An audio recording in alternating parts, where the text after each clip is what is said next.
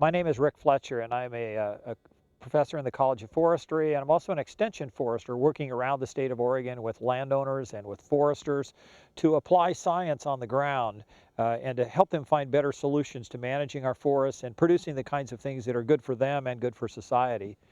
One of the things we've been working on recently is the whole issue of ecosystem services, not the least of which is carbon. And the sequestering of carbon. There's a lot of concern in the world about too much carbon being in the atmosphere and that leading to global warming and climate change.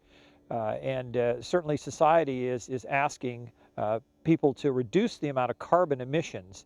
Well, one of the ways we can also counteract it besides reducing carbon emissions is to store carbon in forests. So Ken, you've been working a lot with carbon trading in your forest. What have been some of the challenges as far as applying this on the ground? Well, I guess one of them is just measuring, getting the inventory, the basic data that we need to find out how much carbon we are storing in our trees. So the inventory that you had wasn't adequate then?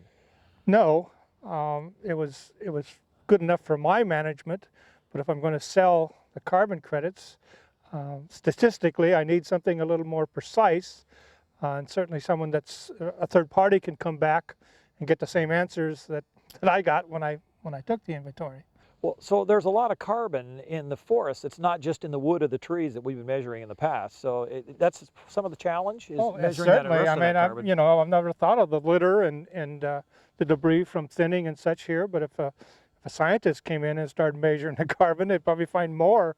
Yeah, we know that maybe as much as half of the carbon is Exactly. really not in the tree itself. It's in the ground and the soil and yeah, and the litter on top of the ground and such. And you'd like to get credit for all of that. Well, yeah, and I don't know how to measure that. So typically we deal with kind of larger scale issues, carbon in the market of the region or national markets and the offsets that might be generated there. But it's been a real challenge to take that kind of broad perspective and bring it right down to the 100 acres. You know, instead of 1 million acres, you're looking at 100 acres, and everything has to fall in line directly to be verifiable by a third party.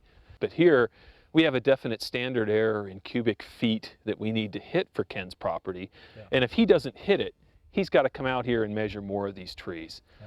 And so it's a definite cost to him. Yeah, if absolutely. I say that you didn't make it, you need 2 more plots, he has to get in his truck, drive out here, either hire a forester or do it himself and put in 2 more plots where he's measuring the trees. Mm-hmm. And there's no guarantee that even putting in those that he's going to hit these confidence intervals that we need.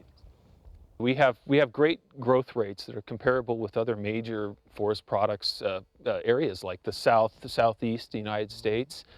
It's different challenges there. It's more of a intensive agriculture type approach.